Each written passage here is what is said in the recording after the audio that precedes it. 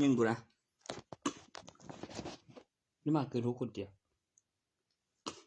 ผมเห็นโดมันจะโยยก็มันจะคนเลยจะเฉยมากบึงตรงคนโว้ยว้ายุ่งเลย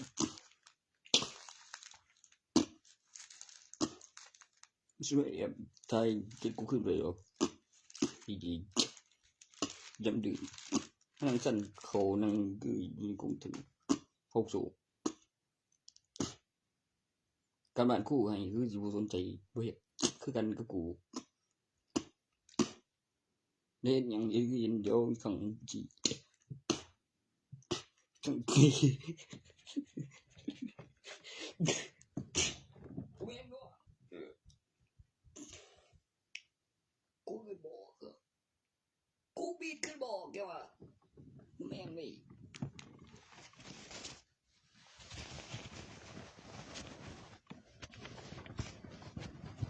กูจะบ่ได้ด่าหรอกไปปิดประตูใส่มันตอนไหนวะกระไผล่ะปิดประตูกระไผคอมพิวเตอร์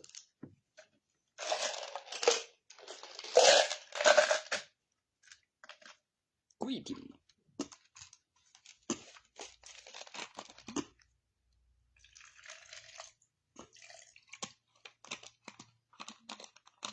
มึงคืออย่ากูซื้อมา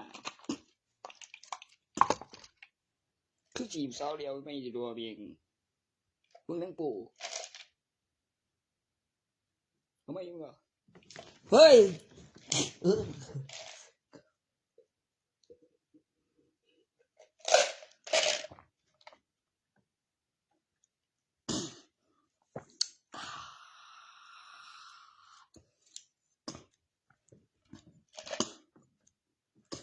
ควายกูการคือรอเทวะโคตรสามการคือรอเทวะรอยเดียวหน่อยเป็นเด็ดมันเป็นอะไรเป็นอะไรวะมึงเรียกไปโอ้เรียกไปตัวที่เด้งเมื่อเนี่ยมึงทำไมดีอะไรอีได้เมื่อคันมีกองจรเลยมีพยานจะไหวอะไรตัวกูว่าอะไรน้ำมึงกับแม่นมียิงจริงก็คือบอกเรื่องที่อยู่บ้านเนี่ยสาทีแล้วมาเรื่องแล้วสีตะกี้เอาอะไรเบื่อเลยเนี่ยแล้วเขาไปจะของเพื่อนเลยช่วยกันขึ้นกับอะไรเนาะมันได้มันสีก่อนยุ่งว่ามันจะดีโอ้บอกมีคนเจียดแทนเนาะตอนนั้นก็ไม่ได้สีด้วยกันกูว่าว่าตลอดชีวิตมึงเป็นผู้หญิงกับผู้ชายบ่ว่าจะเป็นผู้หญิงผู้ชายบ่เห็นเนาะบ่แล้วตอนประสานเบิ่งก็จะเฮ็ดอยู่แล้วแต่สิ่งเดียวตรงเดียวก็บ่ฝากตัวบ่จะเป็นผู้หญิงผู้ชายกูว่ามันเขียดแทนแล้วคนละดุบ่ซื่อๆคนกัดคืนนี่แม่นั่นล่ะตลอดชีวิตคันมีเรื่อง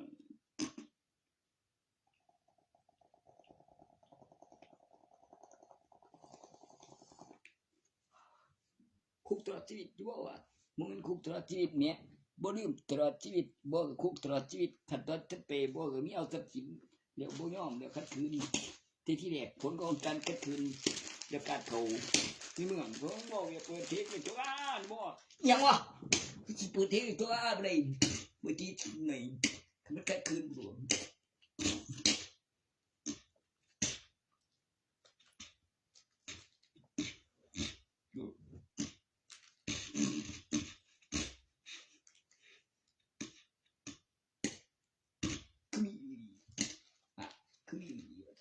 คือมีเดี๋ยวก็ตั้งที่ไปบ่อยปวดหัวเสียงตัวเองนะเป็นใจตายวันนี้มันว่าจะไปสั่งใจจนมากกว่าแม่งเลยคือยังคือจุดบ่มียังไงวะขายบ่เดี๋ยวก็เติมเป็นตัวเลขเดี๋ยวก็ปีเดี๋ยวคือ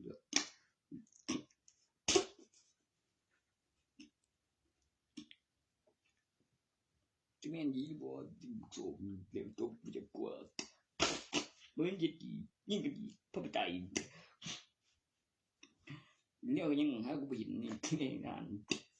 สร้างแน่งกูเอานี่ไปกูทันไปทันกูได้ลุ้นนำได้เมื่อพี่มีสารอยู่กันหน่อยเกือบแล้วต้มใกล้แล้วเนี่ยแม่งบ่ใกล้ถือกูอย่าว่างไปแล้วคนทุกครั้งที่บอกว่าเดี๋ยวยังว่าเขาคืนใหญ่เขาอีกแล้วเลยคนคืนแล้วตายบุระว่าท่านต่ออย่าปูต่ออย่านั่นเป็นฝืนมา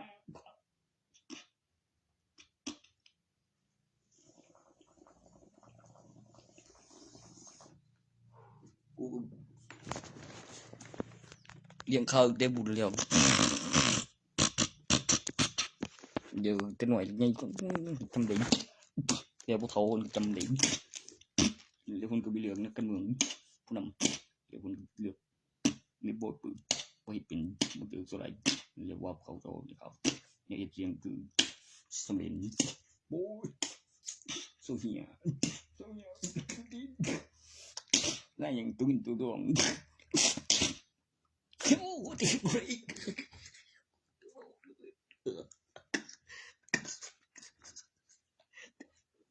แล้วก็นั่งใจพลังใจกันบอกให้สมัดหนักกูว่าเลยจีเดียวคือจิกหน่อยมีรถไถฝนตกอีกโดนมันจะเป็นคือข่อยบาดเดียวคือมือดูมันจะเป็นคือกูว่าดีมึงไปมึงไงเจ๊เนี่ยยังจันคือกูคนพิเศษได้ก็บอกว่าให้เขาเตรียมศพเดี๋ยวเตรียมศพเถอะเดี๋ยวย่าบุญปันว่าอะไรที่2 ปีอยู่ของเขาไงเกี่ยวคือของเขาเดี๋ยวพวกนี้เอกอินสันเดี๋ยว2เขาไปบ้านส่วนตัวไก่ตั้งถึงใส่บอกเป็นน้องนี่โตก็เกี่ยวไอ้ดีในลำศพสิ่งที่ของมันยิ่งพบอีกตอนตื่นขึ้นมาว่าเขาเตรียมสอบไปจนก็บอกฟันตอนตื่นก็ได้เทียนแล้วมึงใจเวทยังจะแล้วมาปฏิบัติไว้ดีไรอันลูกชายจานเม็ดแนวเอาไปได้จากบาทกูทำเว้ยเป็นทิศเจ้าบาทกูเคยว่าเป็นทิศเจ้าบาทมีการตรงไปกูเลยบ่รู้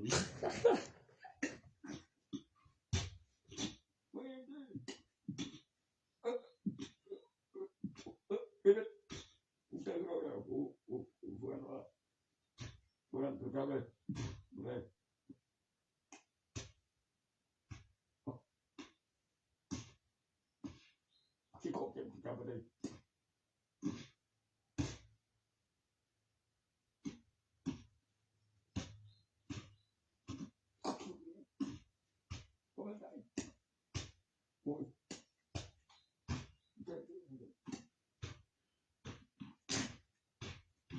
โอ้ขนมลึกแค่ร้อยโอ้ก็เลยเกี่ยวก็บอกแบบเป็นเยอะให้มาสวมพิธานแต่มีคนบอกไอ้เนาะที่ฉันเยี่ยมส่ง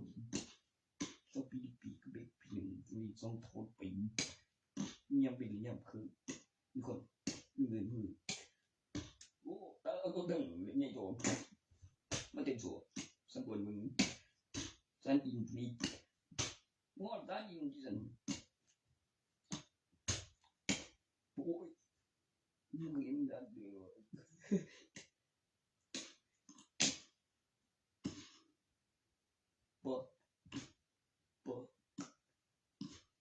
จะสะเดียวเงียบเอลแฟน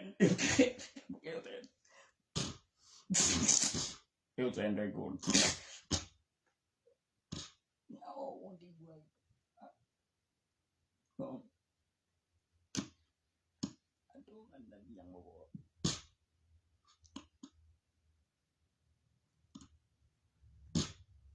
บ่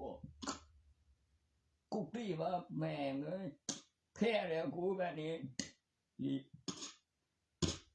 คือได้ใส่ไว้กับในหัวจำได้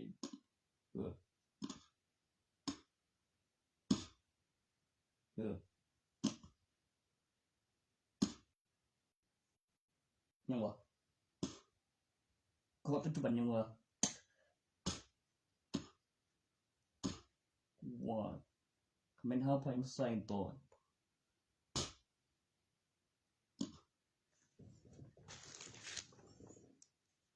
ซึ่งดวงนั้นมาไปของปนหน้าบ่คือสิเอาบ่เห็นด้านนี้บ่ได้ยินเสียงในทางนี้ดวงผู้นี้ดวงนี้แม่ดวงนี้นี่ทารนได้ไหมยินเดี๋ยวดิพอเป็นสาวได้ติดต่อมาก่อนอย่าให้เป็นบ้านได้บ่ได้เบิ่งที่บ่ได้เบิ่งทุกวันที่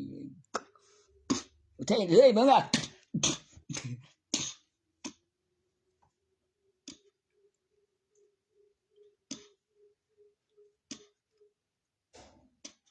yo nghe ngài thấy đây bằng ngân như nào vềกูđược có thấy thì là cái đột về lăng mà cái tan nằm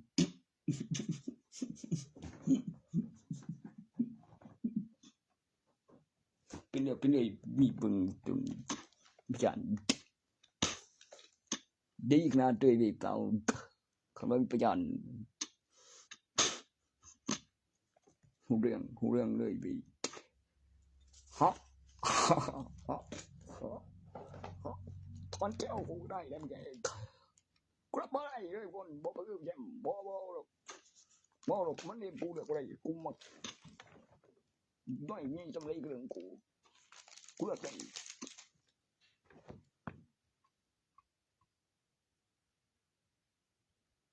เจ๊อยู่เจ๊งอ่ะ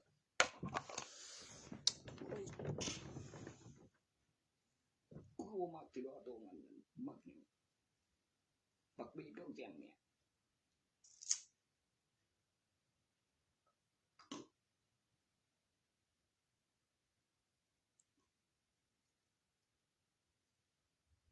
บึ้งยังไง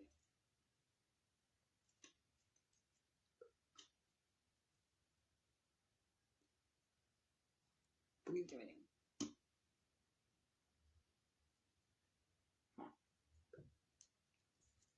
บีต้องยังเป็นยังวะปักบีได้วะ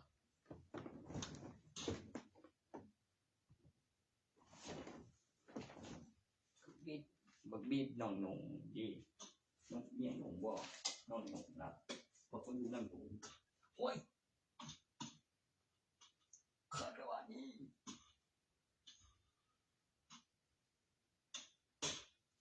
กูจำได้บ่ว่าอีกได้บ่ต้องไปบ่อ๋อทำไม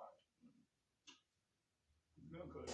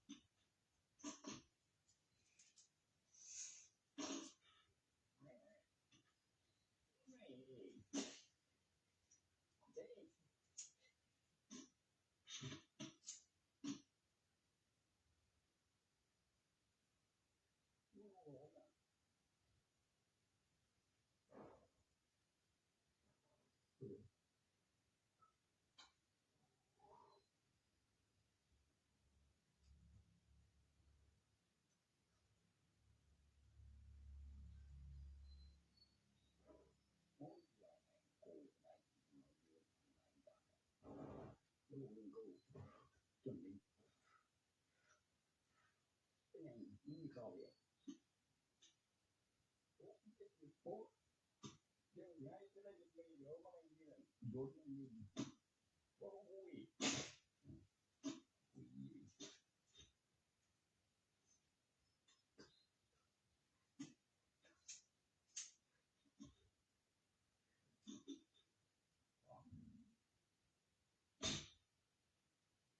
มี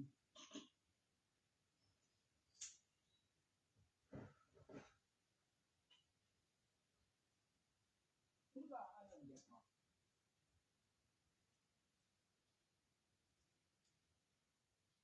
มีหลายอย่างกว่าเฮ้ยได้เลยได้เลย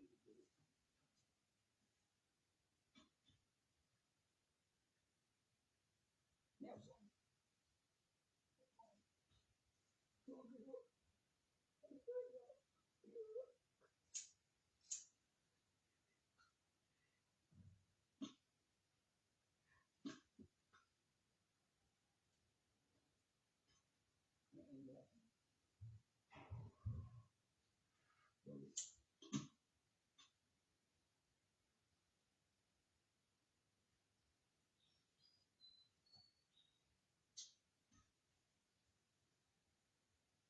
บ่บ่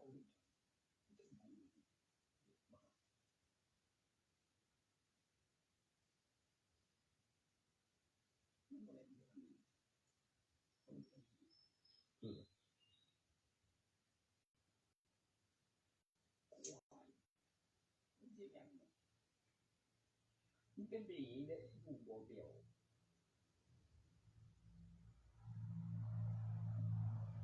กูจำได้ได้อยู่กูเนี่ยกูจำได้บ่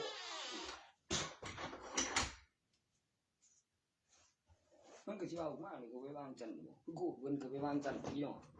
สิบ่ปอบบ่วะตัวปอบบ่วะ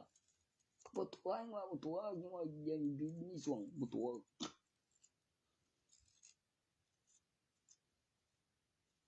ปอบบ่วะตัวกูดีกูที่ไหนตัวนั้นบ่โอ้เอ๊ะไม่ใช่น้องไปจองคนเนาะไปหาเข็ม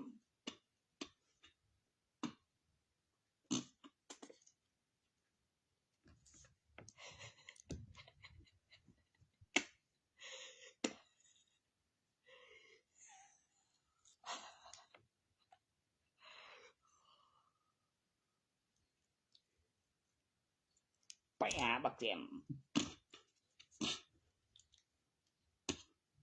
ไปหาเข็มอีคือ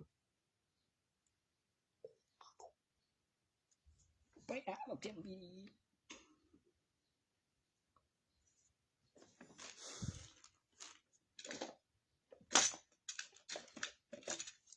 นึกส่งกลับบ้านบ่นั่นผู้ชายไม่ถูกจับเนาะเขาเอ้ยได้ยังไงเท่านึงก่อน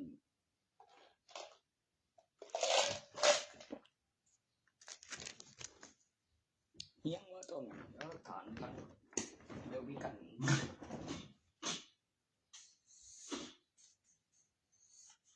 มึงกรอบออกมา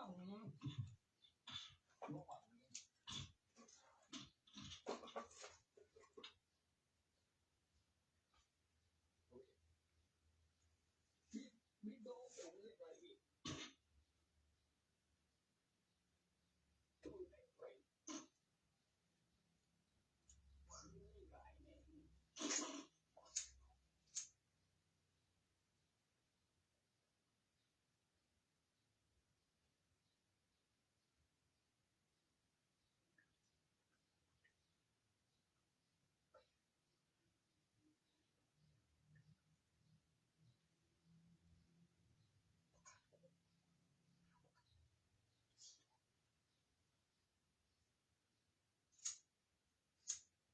ไปนี่ไปนะเดี๋ยวเบิ่งก่อนเดี๋ยวไปลองก่อนดิ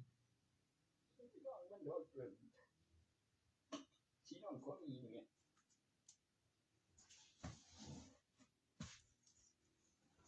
ของบ่ว่ากูเบิ่งอ่ะตัวแม่มาอันนี้บ่ได้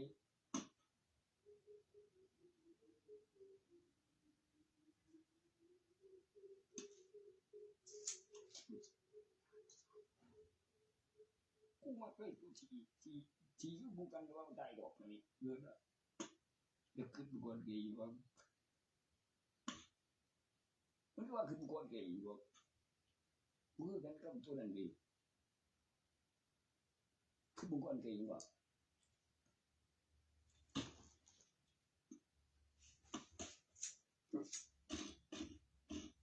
ตัวสิ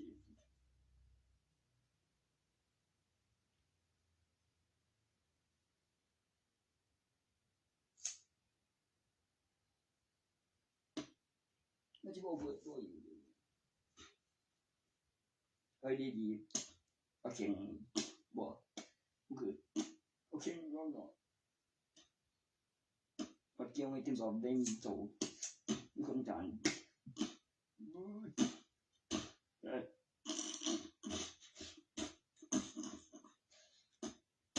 โอ้กูก็บอกเลย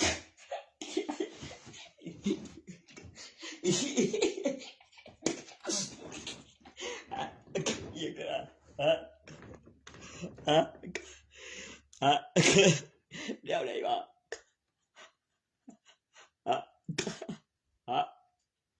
บุยเสียใจอยู่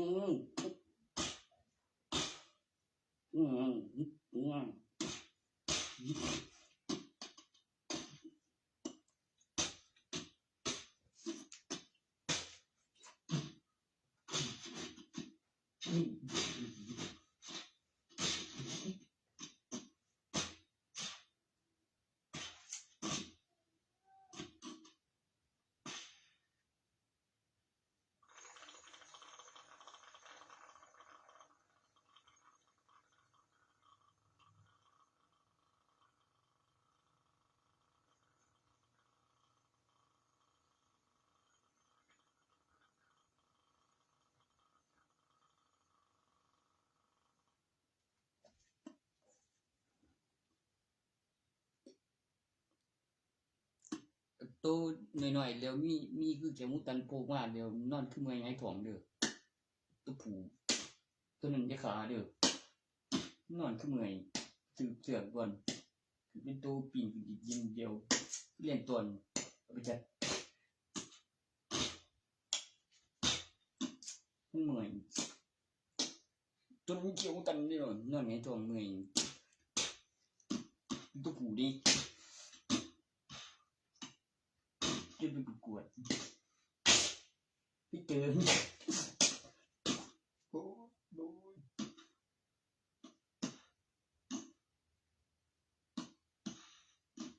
โอเคเลย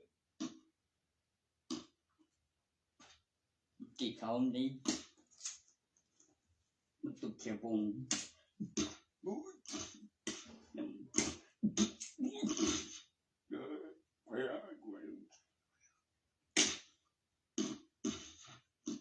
เดี๋ยวขวดมันเขียนไว้คือเดี๋ยวจำ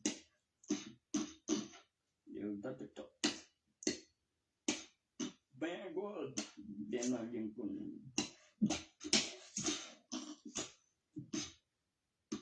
บ้านมึง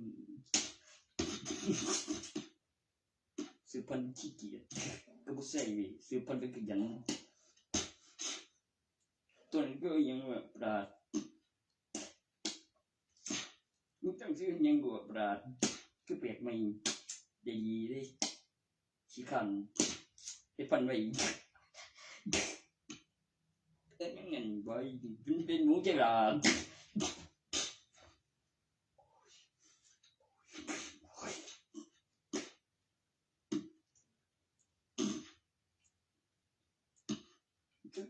ปราดนี่ว่า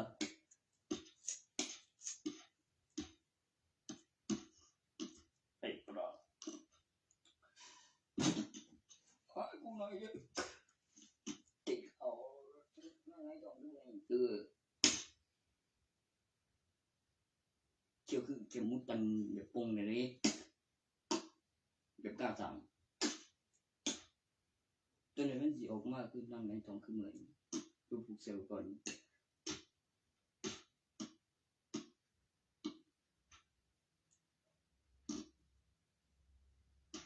น้าแพ้บ่เป็นเดียว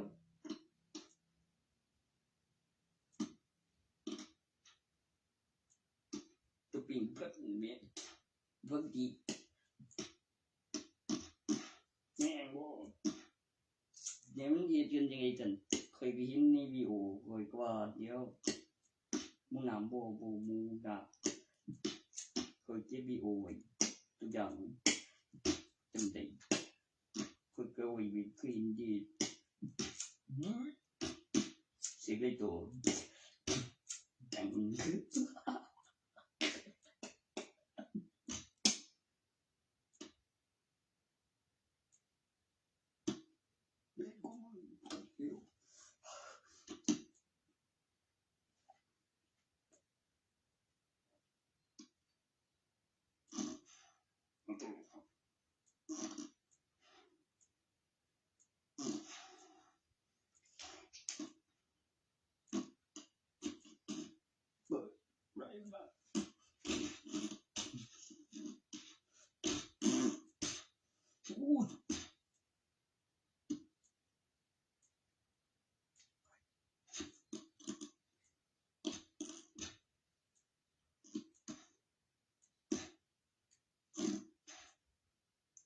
สุกรรมกูมันสุกแค่ปง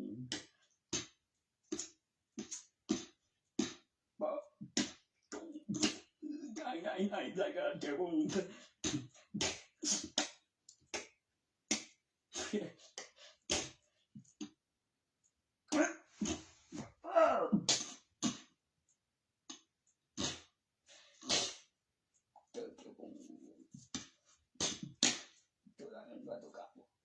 จะปงกูมุกที่เราฮะเพิ่งยังมาตันปลาคือแปลงใหม่ยังอ่ะตัวนั้นมันเป็นชื่อสัตว์เลี้ยง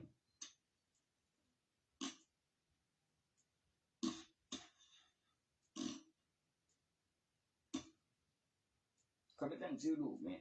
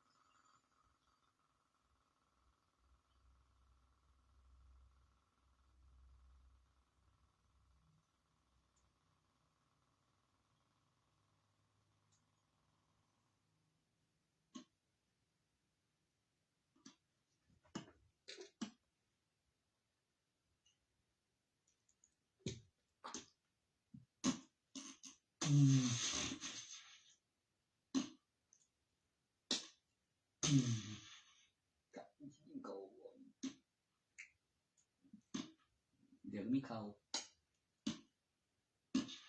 สาวสว่างยังวะเดี๋ยวเคลื่อนขึ้นมาอีกบนรถสปีดานกูบ่จริงเดี๋ยวจริง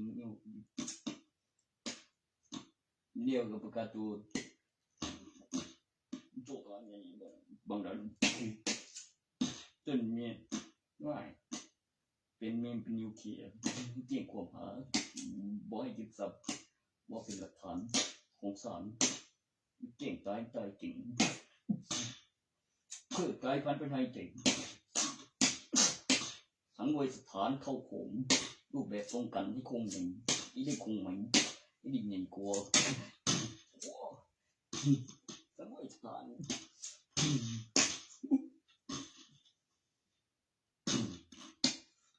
โอ้ก็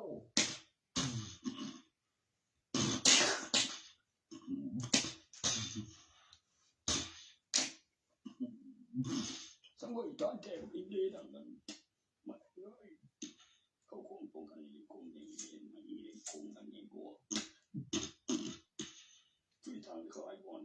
แจ้งที่สิ่งเดือนคนปลอดภัยในของยังโดน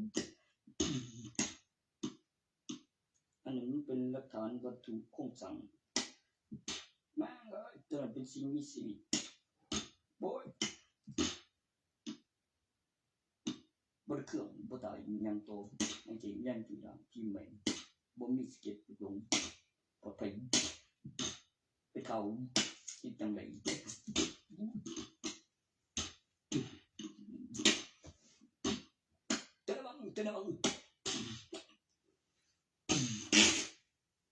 พอแล้วเลย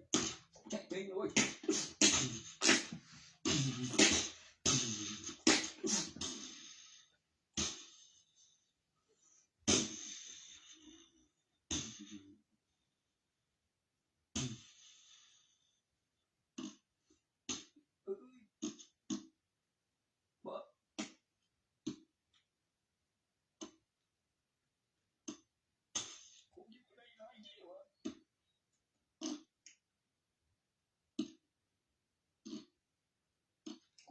อย่างถ้าโจรเข้าสากนี้แล้วทิ้งประมาทอย่างหนึ่งบ่อยบอกเลยเบิร์ดเฮ็ดเห็นว่ามันแม่งมันเจ็บต้องเจ็บเยอะเลยกูมาระวังประตูรถนี้ก่อนสอนที่เจอกูจำเขาเลยทำไมโจรกูไปเลยข้างกูยอมตายกูchỉ đòi đàn đâu ta cái bông mang đi cũng số có chuyện là ta tôi bắt người ta tôi bơi mình cứ lù mình vừa mình lù nổi đi lù gì chưa bù lù gì cũng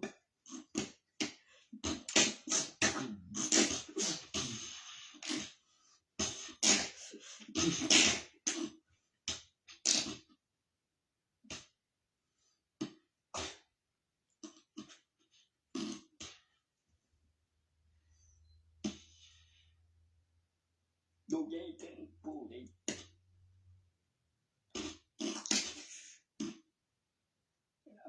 cái đen vô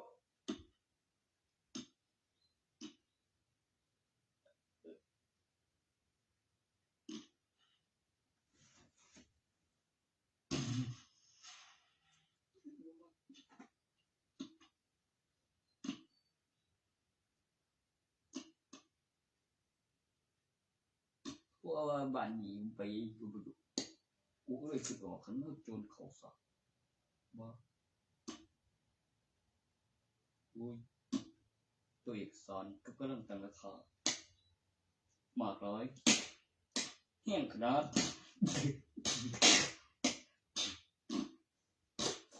ไว้สู้เขาเขียนเลยผู้บังคับมึงในบ้านประชาชนเยอะโอ๊ยเด็กอ่ะแม่งไม่เว้ย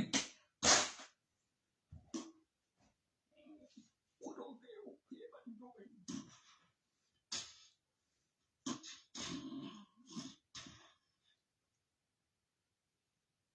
จุด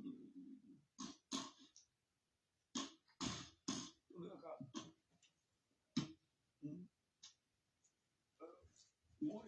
ดีระดับนั้นบริการคงอย่างคงมันได้ไม่ตรงได้ไม่ไหนกว่าบัดคืน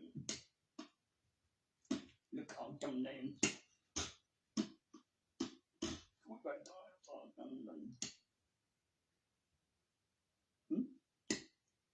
เดินกลางวันเปิดบุกตลาดตุ่มพร้อมเสียงที่เสียงแล้ววันใหม่แล้วในห้องตัวหนึ่งที่ปลอดภัยคือมีแผงสาขาแล้วกลุ่มแล้วหัววิทย์อันดับสองก็แบบเสียงที่มีรบกวนผู้ป่วยเป็นบ้านอุ้ยจริง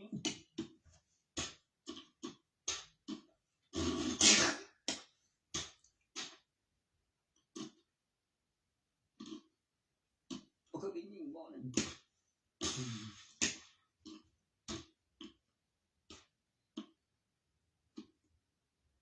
คือรูปการเด้งกับบัญชีนี่ก็ตั้งราคาดูเร็ว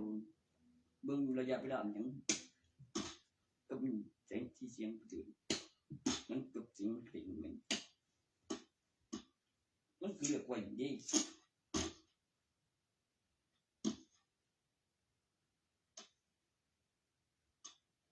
ต้องเข้าเรียนจำได้ที่เขาคือการเปลี่ยนกระสังมัน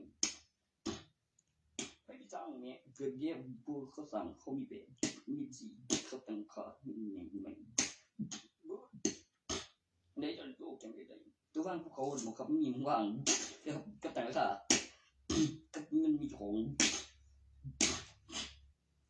มาเริ่มเองเลยเริ่มไม่ได้พวกนี้เยอะเนี่ยบ้างก็จริงกูมาบ้าง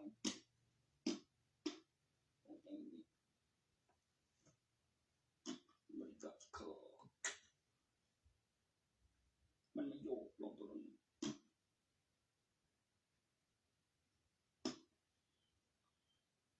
ตัวจุดๆแล้วไปต่ออีกให้สุดตาเนี่ย เพื่อว่าที่ ใจดีจ้ะตัวสุดบ้านนั้นมันมาดูงานไปตอนกี่ปีแบบร้องดังก็เฮ้ยยิงเลยทั้งสามเดียวไปประกาศเสียง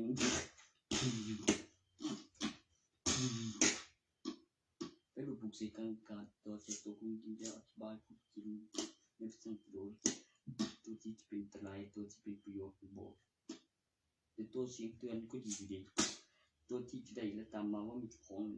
ก็บอกเปรย์เกย์ไปเลยยัยคือเกี่ยวกับนั่นเนี่ยสาเหตุมันออกใส่ตัวที่ได้กำไรบอกเอาอื่นก็มีเนาะไม่ใช่แล้วได้เลยก็มีอยู่ครับแต่ได้อันใหม่อันประโยชน์นั้นบอยมีแต่ความงี้จะบอกพี่แล้วเป็นลูกผู้เชี่ยวชาญเลยไม่ได้วิจิตรมาเนี่ยทางการอะไร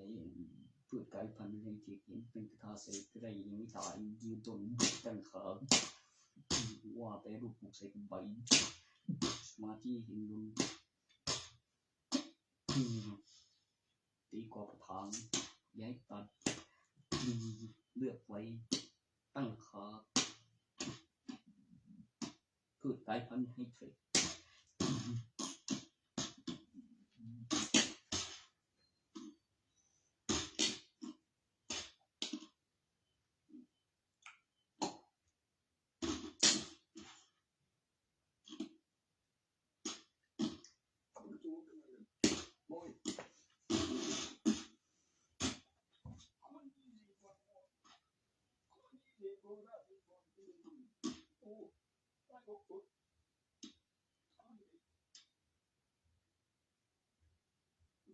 ต้องเป็นราศี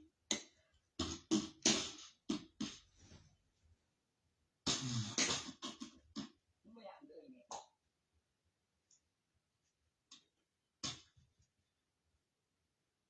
ก็เลยคุณน้องผู้ชายขับรถเนี่ยโอ้ย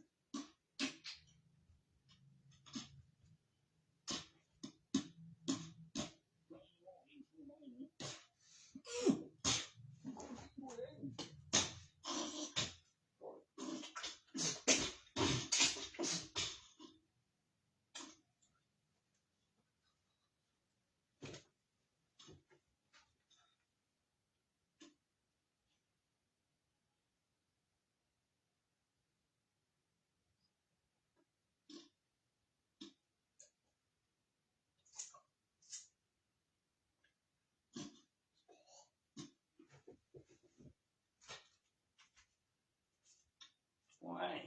สุดท้ายหน่อยลงคนไม่ยินใช่มันมันกันยังเอกสั้นสื่อวัตถุก็มีเรื่องไรวันใช่มันโมได้พิลิตอยู่ตัวเดียวนั่นเอซีเอซีตัวนั้นก็เห็นอะไรนะเหรออะไรบริษัทมันเต็มถึงไม่บอกไม่โอ้วันดีกูเลยเอ้า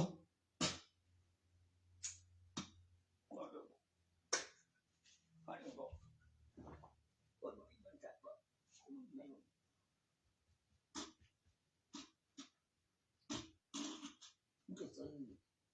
ซื้อจังแม่ก็จะมาบริษัทตอนนั้นใส่ตอนเย็นจุดยัง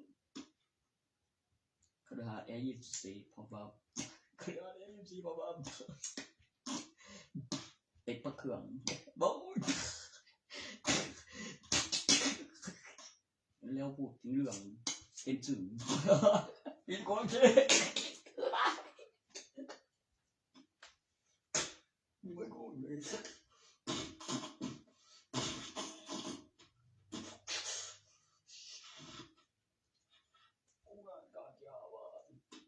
ไอ้ปลาเขื่องแกยิบสี่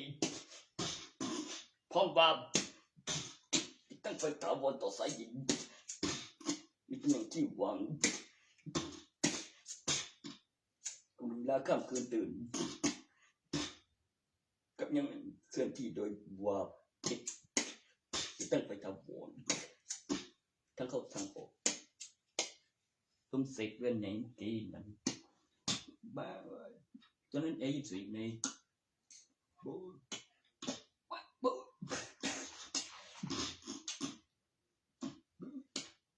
ฉะนั้นตัวเองก็ติดคนปวด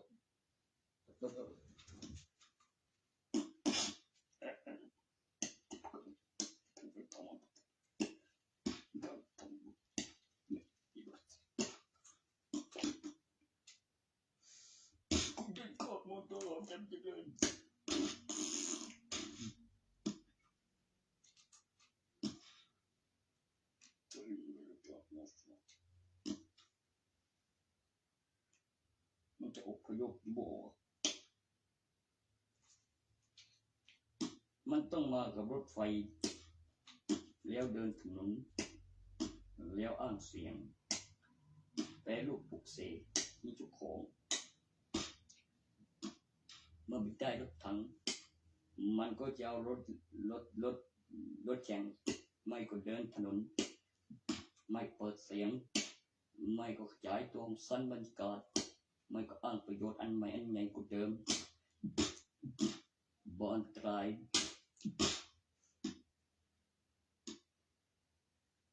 รัฐบาลเป็นประกันมีขังมีสีแม่ว่าผมเอาจากนี่ไปตีทั้งนั้นด้วยรัฐบาลประกันอยู่แถวเหลือไม่กุศลเตือนนี่ถ้าไม่มีขังนี่นะคนมองใจพระเจ้าเหลือขังนี่บอกถ้าว่าขังธนาคารนี่บอกมันก็คือกันกับขังที่บ้านเด้อเอา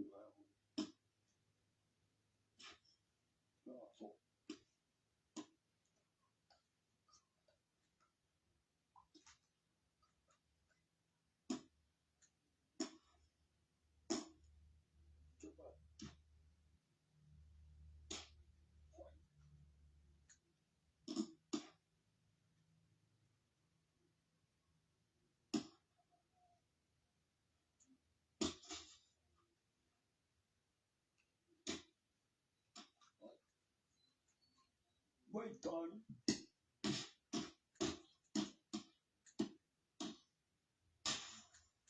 เดินไปในบริเวณว่าบางวัน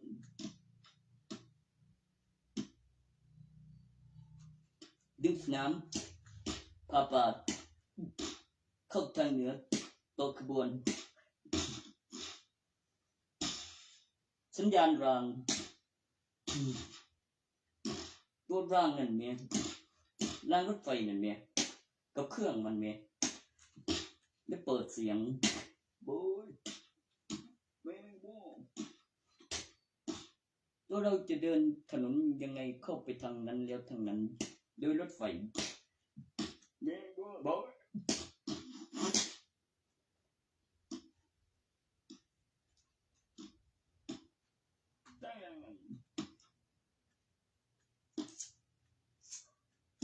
ต่อรางต่อถนนอ้างสนาม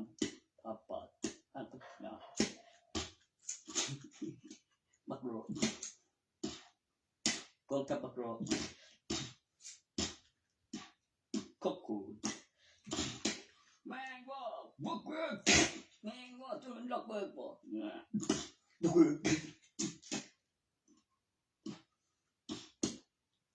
บ้าล็อกเบิก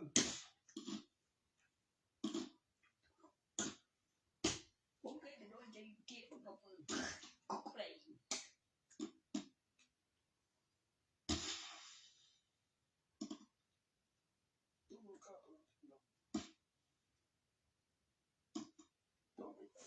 สแกนตัวนั้นมันก็ว่าต้นไม้ผู้ใต้เทียนคนเอาไงไปปลูกมาเตียนบ่เห็นบ่เกี่ยว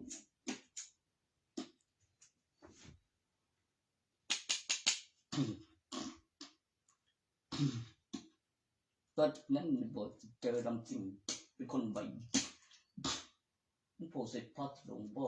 นานๆตอนกลางวันให้ตัวคือยมันขามันต้องทั้งเป็นคนก่อนที่เบิ่งมันบอกว่ามันเอาตัวนั้นตายแทนเนี่ยมันก็ปลูกใหม่แล้วมันก็ออกไงกันหนาวมันเป็นละมันบอกว่ามันถึงจะลำต่อไปโอ้ยไอ้ตัวนั้นบ่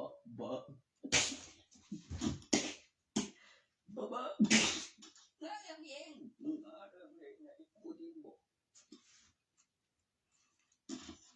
กูจะได้อะไรเลยดูฟังกูมาข้างนี้นะนี่ของแก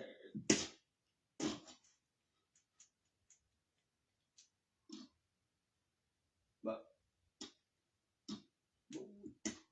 วันนี้ยังไม่อยู่ไม่ยังบอก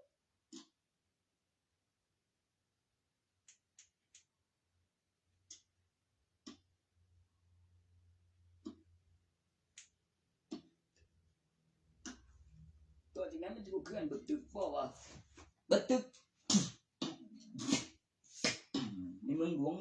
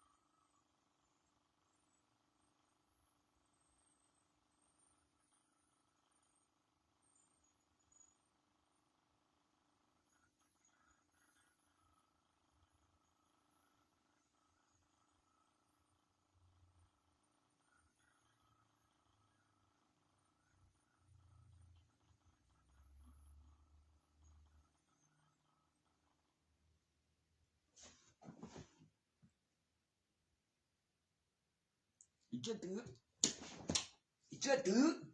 นี่เดี๋ยวซิกบินแซมบินบ่ได้มายินแท้ไปบ่ได้โจนแล้วบินแซมบินจะเฮ็ดแบบคือที่โคตรโดดนั่นแล้วเป็นเมื่อคืนตอนว่างจะไปตัวเข้าตรงบ้านบ่ได้เฮ็ดเสียบ่